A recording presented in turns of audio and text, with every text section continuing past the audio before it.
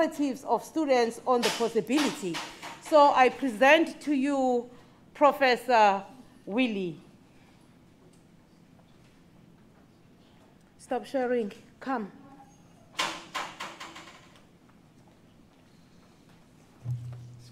Sorry. Oh, okay. The presentation is still there, Yes.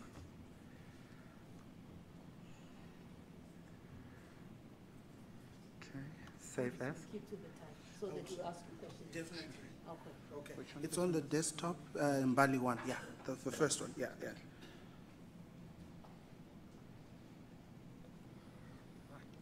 Okay. All right. Good morning, everyone. It's wonderful to be here this morning and to I think, one of the most friendliest conferences you can ever attend. I've been to conferences where you feel not at home, but I feel at home at this conference. Thank you for the previous presenter, because they kind of dovetailed with some of the ideas I want to talk to you about this morning. So this is more of a paper that came out of a reflective practice, of my own practice as a lecturer. A few months ago, a few days ago actually. Okay, let's see if I can do this correctly. You want to share? No, okay, fine, it's perfectly fine. So, it's perfectly fine. So, we just got a paper published in the South African Journal of Higher Education. Please do note, the 2023 is not a mistake. This is how so far ahead they are. So the only slot they could put this paper in is in 2023. But anyway, so out of this paper, I've then coined a few ideas I would like to talk about this morning. And I think what I'm more interested in is what is at the end. What have I learned out of the research that we have done in segments on this text? So we can talk about all the challenges that we are having and having to experience within the context that we're in. The challenges around universities being these ecosystems of self-correction. How are we intentional in making sure that our universities are inculcating a spirit that is not only conducive for us as staff members, but for our students? And having worked at the University of Fort Hare in the last couple of years, I bear testimony to this, because I see a difference between experiences I have when I just go to Joburg, Pretoria, UJ, and with some of the contextual issues that we go through. The grocery list is there of things that we can talk about as needing change: curriculum reform, a change of our ecosystem in terms of the education, prioritization of students as stakeholders, a change in the institutional culture. A recent paper I read from the South African Journal of Education actually has labeled the majority of our institutions as being places where there's a lot of toxicity around not just how we as lecturers operate and academics, but also for the students. And then fascinating, Professor Olivier from Fort Hare talks about the decolonial tide, that we need to catch up with what is happening within our context. So the challenge is heightened also by the education systems. We need to unpack further what is meant by decolonization. We need to come up with, if you like, a standard operating procedure to how do we decolonize. And this becomes important, especially in view of the widening inequalities between the institutions of higher learning that we belong to. We also speak to the necessity to unpack further the decolonization from a nuanced position, particularly from the discipline that we are all in, because this is a management conference. How do we as lecturers in the management sciences decolonize? And I think that's an important question to have. So what we wanted to do here was to try and understand from the students themselves at a rural campus in Alice, and ask them to say, well, we are classified as a HDI. How do you guys form part? In fact, let's go to the question. Okay, we'll come to the question. Let's give the background. So we wanted to ask the students to unpack further what they meant by decolonization, because it's also part of something that is being spoken of nowadays. This inclusive agenda of developing the next intelligentsia of African intellectuals, which is an important discussion, but often gets lost in the words and the terminologies. So what is really happening? There are calls for a change in artifacts, such as language, history, and culture. Language becomes important because the language in which we teach our students dictates or has a way in which knowledge is not only created, but disseminated and received. There's also a call for us as researchers to be free to adopt this rudimentary type of way of thinking that this is the one way of doing things. Now, I suffer from that because I remember my first year psychology lecturer at the University of Port Elizabeth back then would tell us that there is no other way of doing research except a quantitative method. Everything is full of bias. Everything else is full of bias. And again, this is then part of the power that we have as academics, because we have this power and we ultimately set the trajectory to which how our students turn out. So there's need to give young people voice concerning how they can decolonize. Shkosla talks about the epoch of disruption, which is the period that we are living in.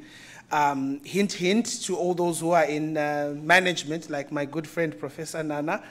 Here in January and February, the students could be mounting up continued challenge and resistance to the system again because of these continuous issues that keep on coming up. So a critical self-reflection is needed, one that seeks to challenge the Anglo-American dominance in the knowledge generation process. I've had the privilege to be also schooled within the Anglo tradition in Ireland and in the UK. And the most sobering thing I ever got told in those contexts was, we find it very strange that an African scholar would come to the UK and is merely perpetuating the Anglo dominance in the literature. And one of my supervisors then would ask me, where is the African voice? Dr. Olofsson from Fort Hare argues that an understanding of decolonization from the African is also linked to promoting and advancing African philosophy and assisting in freeing the African mind. And I think that becomes critical, the assistance of freeing the African mind. So I introduce you to my context.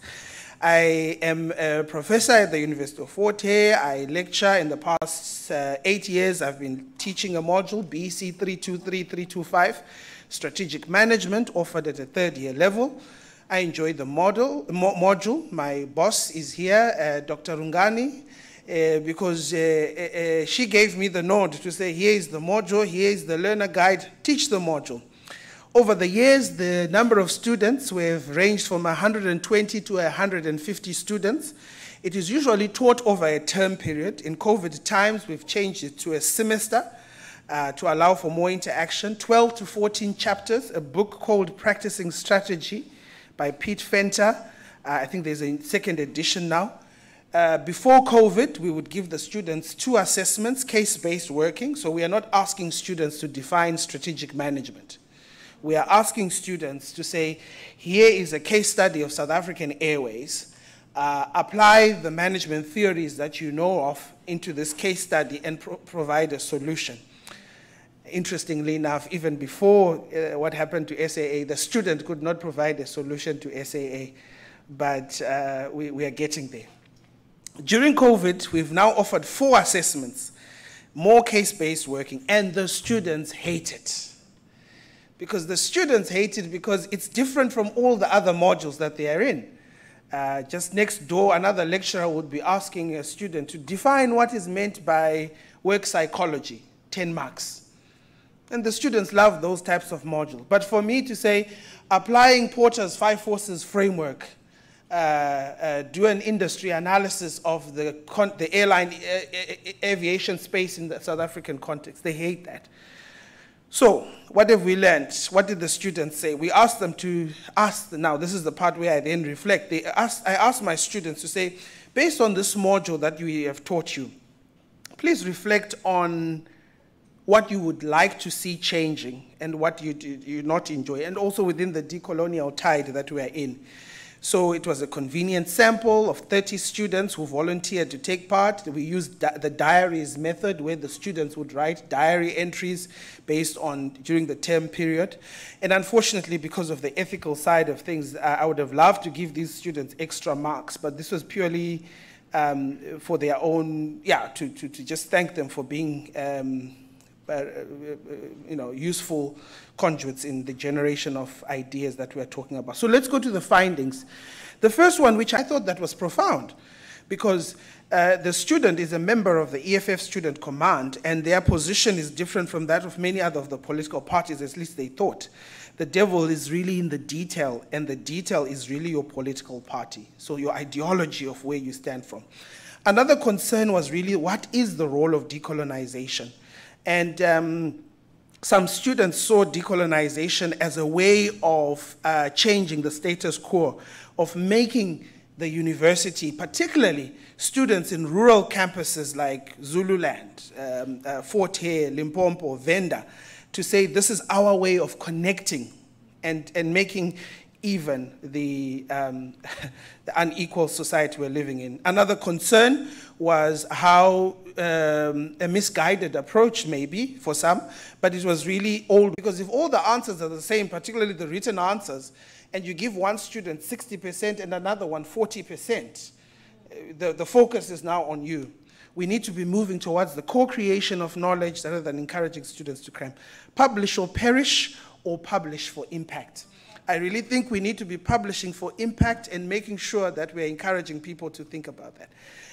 Are we just teaching or case-based teaching? And I look at my good friend, Dr. Matibe from Gibbs University, because she has introduced me to case-based teaching. We need to encourage more case-based teaching to be arriving to our students. And then finally, particularly to our colleagues who are working in these institutions framed as historically disadvantaged institutions, are we historically disadvantaged or future-enabled institutions? And I borrowed this from the CSIR's Happy Story, that we need to move towards abandoning positions where they naturally disempower us, to saying we can be the next generation of knowledge creators. And this is what the study has taught me, to say, let's move towards the decolonial tide, within the decolonial tide, but let's do it circumspectly. And I'm not saying, if you think I've said, do away with Michael Porter, then you have missed me. I'm just saying, we as lecturers have got power to introduce also African-infused case examples in our classrooms. And that's what we should be doing. Thank you.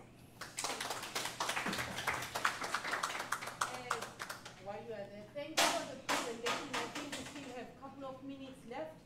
Anyone with questions, please feel free to ask while I check the time.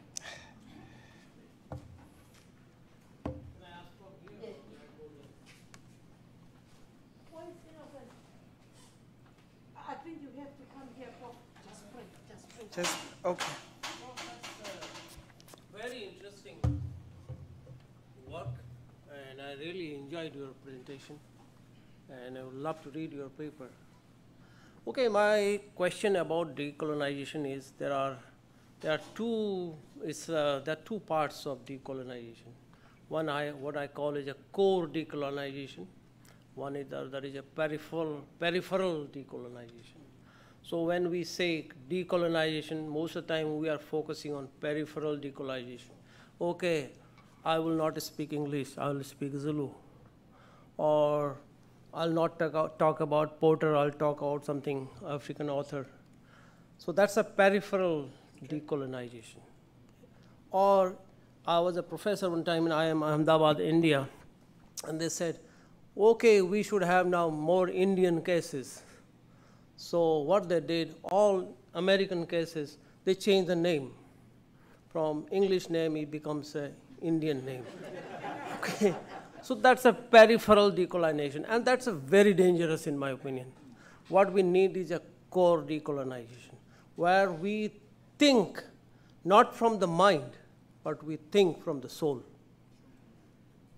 When we think from the soul, which is a little difficult, and we examine ourselves what we are independent, out of box, and we are capable people, and then we can truly decolonize the knowledge. Otherwise, we will simply end up in that peripheral decolonization. It's just a comment. Thank you, Prof. Thank you.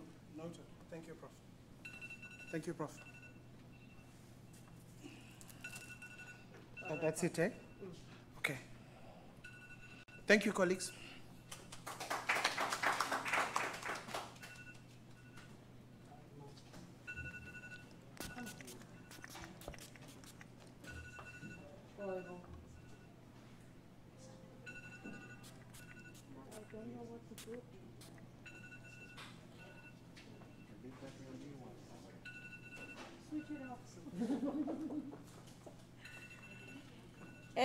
Thank you so much, Professor Willie, for an insightful and interesting presentation.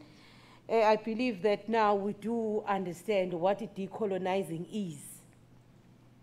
So without wasting time, I'm not sure whether do we have Miss Mhlanga, is she here or she's online? Miss Mhlanga, come check for me. From the participants. Colleagues, we must also check if online people want to ask questions. Yes. Oh, I forgot.